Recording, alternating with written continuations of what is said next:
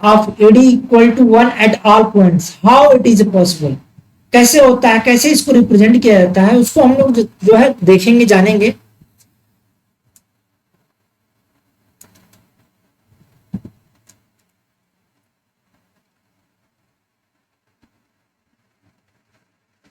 पहले हम लोग ये जान लें कि रेक्टेंगुलर हाइपरबोलिक शेप कैसा होता है। इलास्टिसिटी ऑफ डिमांड में, जैसा कि आप लोग जानते हो कि इलास्टिसिटी ऑफ डिमांड जो होता है उसके लिए रेक्टेंगुलर हाइपरबोलिक होता है, तो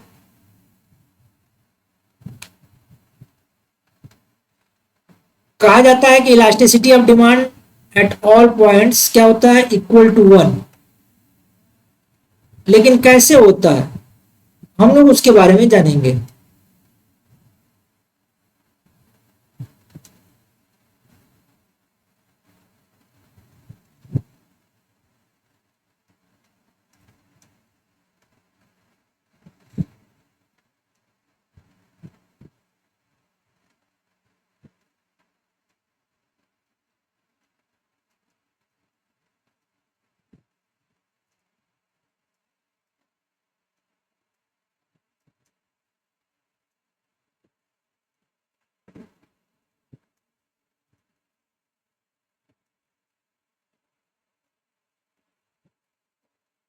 इलास्टिसिटी ऑफ डिमांड कहा जाता है एट डिफरेंट पॉइंट। आप लोग देखोगे रेक्टेंगुलर हाइपरबोलिक जो है डिमांड कर्व है, यहाँ पे कहा जा रहा है कि point A B and C,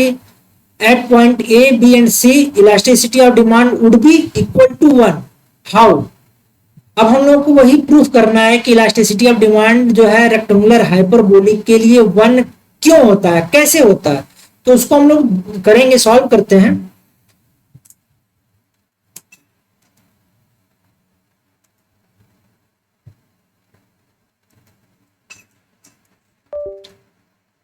elasticity of demand का आप लोग फॉर्मूला जानते हो, delta Q upon Q, delta P upon P, या हम लोग इसको लिखते हैं डी क्यू डी पी, या इसको लिखा जाता है D Q upon Q equal to P upon delta P, या इसको हम लोग और सिंप्लीफाई करेंगे तो ये हो जाता है ये हमारा क्या होता है, price elasticity of demand. EP जो है होता है प्राइस इलास्टिसिटी ऑफ डिमांड का फार्मूला है, ठीक है। ईपी का फार्मूला है, इसको आप लोग नोट कर सकते हो।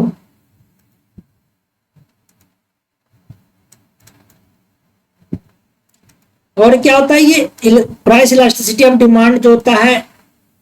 प्राइस और जो है price of goods and it's quantity demand के बीच में निगेटिव रिलेशनशिप होता है, तो इसलिए इसके आगे क्या होता है, निगेटिव सिंबल हम लोग लगाते हैं। ईपी जो होता है प्राइस इलास्टिसिटी ऑफ डिमांड जो हम लोग शो करते हैं, ये निगेटिव साइन लगाते हैं, ठीक है। ये होता है, आप लोग जानते हो रेक्टेंगुलर हाइपरबोलिक,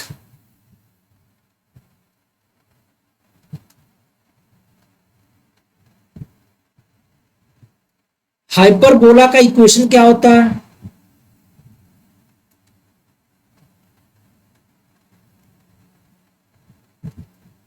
ये होता है x into Y equal to के,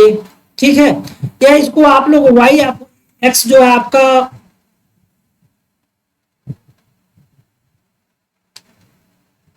quantity demand of commodity x है, y आपका जो है प्राइस है,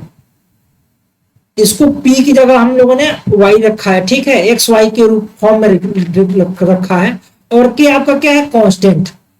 ये आपका रेक्टेंगुलर हाइपरबोला का इक्वेशन होता है, X Y is equal to K, ठीक है। अब यहां भी आप लोग चेंज कर सकते हो,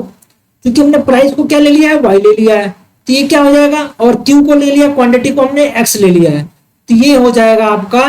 D X upon D Y into Y upon X, ये आपका हो जाएगा इक्वेशन, और नेगेटिव सिंबल रहेगा। तो हम लोग इसी इक्वेशन को सॉल्व करते हैं। आप लोग देखोगे x into Y is equal to K है, इसको अगर हम लोग x के रिस्पेक्ट में डिफ्रेंशिएट करें, d Y D x x Y is equal to k d Y D x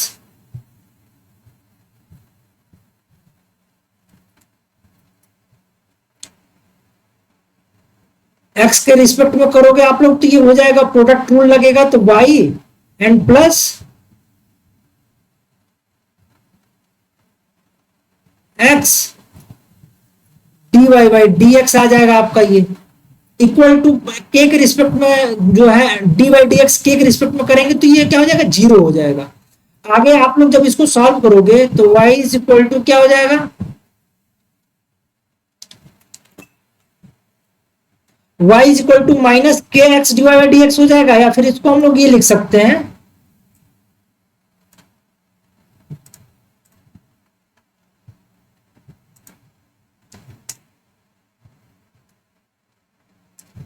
x D Y by D X equal to minus Y, या फिर इसको और आप लोग सॉल्व करोगे तो D Y by D X लिखा जा सकता है माइनस वाई बाई एक्स। ठीक है, अब इस वैल्यू को हम लोग जो है इलास्टिसिटी वाले फार्मूले में वैल्यू पुट करेंगे।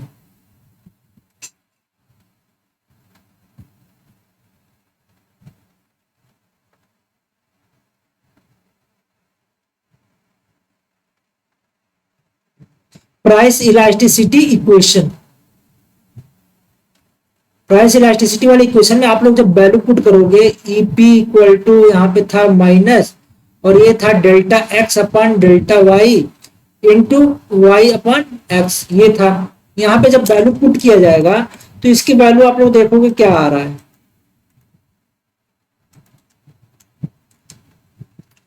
यहाँ पे देखो D x by D Y है, यहाँ पे क्या आ रहा है D Y by D X है, तो इसको हम लोग D x by D Y को हम लोग ये भी लिख सकते हैं one upon D Y by D X, क्योंकि अगर वन रेसिप्रोकल कर दोगे तो ये डी एक्स ऊपर चला जाएगा, D x by D Y को ऐसे भी लिखा जा सकता है। ठीक है, इंटू आपका क्या हो जाएगा वाई बाई एक्स। अब आगे इसको आप लोग सॉल्व करोगे तो ये माइनस है one by D Y D x की वैल्यू दिया है माइनस वन बाई एक्स, ये हो जाएगा माइनस वाई बाई एक्स। ठीक है, इंटू क्या है वाई बाई एक्स। जब इसको आप लोग और आगे सॉल्व करोगे तो ये हो जाएगा ऊपर चला जाएगा तो ये हो जाएगा माइनस एक्स बाई वाई और ये हो जाएगा वाई बाई एक्स और बाहर माइनस सिंबल लगा हुआ है, ये वाई से वाई कट जाएगा, एक्स से एक्स क्रॉस हो जाएगा तो ये क्या हो जाएगा माइनस माइनस प्लस वन, ये आपकी वैल्यू हो जाएगी। ईपी इसीलिए वैल्यू आता है रेक्टेंगुलर हाइपरबोला के लिए cross elasticity of demand, elasticity of demand जो होता है डिफरेंट पॉइंट पे, रेक्टेंगुलर हाइपरबोला के लिए इलास्टिसिटी ऑफ डिमांड जो होता है डिफरेंट पॉइंट्स पे क्या होता है वन के इक्विवेलेंट होता है, इसीलिए बोलते हैं। देखो आज हम लोगों ने इसको प्रूव कर दिया, प्राइस इलास्टिसिटी ऑफ डिमांड जो होता है वन के इक्विवेलेंट आ गया, यहां पे आप लोग इसको नोट कर सकते हो। ये हम लोगों ने सॉल्व किया, हम लोगों ने जो है इलास्टिसिटी वाले फार्मूले जो फार्मूला होता है उसको रखा रेक्टेंगुलर हाइपरबोला का, ये इक्वेशन है, इसको हम लोगों ने एक्स के रिस्पेक्ट में डिफरेंशिएट किया, एक्स जो कि कमोडिटीज है, कमोडिटी के रिस्पेक्ट में डिफरेंशिएट किया तो हमें डी वाई डी एक्स की वैल्यू ये आई, d Y by D x की वैल्यू हमने इलास्टिसिटी जो है प्राइस इलास्टिसिटी ऑफ डिमांड वाले इक्वेशन में वैल्यू पुट किया, यहाँ पे d x by D Y है तो इसको हम लोग one by D Y D x लिख सकते हैं, इसको रेसिप्रोकल होगा तो फिर यही आ जाएगा, तो हमने डी वाई डी एक्स की वैल्यू यहाँ से पुट कर दी यहाँ पे, और ये माइनस का सिंबल होता है। जैसा कि हम लोग जानते हैं कि price and quantity of demand के बीच में क्या होता है इनवर्स रिलेशनशिप होता है, इसलिए यहाँ नेगेटिव सिंबल को हम लोग रखते हैं। तो यहाँ पे जब आप लोगों ने रखा इसको सॉल्व किया तो इसकी वैल्यू क्या आ गई वन आ गई। तो इस तरीके से रेक्टेंगुलर हाइपरबोला के लिए इलास्टिसिटी ऑफ डिमांड जो होता है वन के इक्विवेलेंट होता है, वन होता है। ठीक है, डिफरेंट पॉइंट्स पे वन होता है।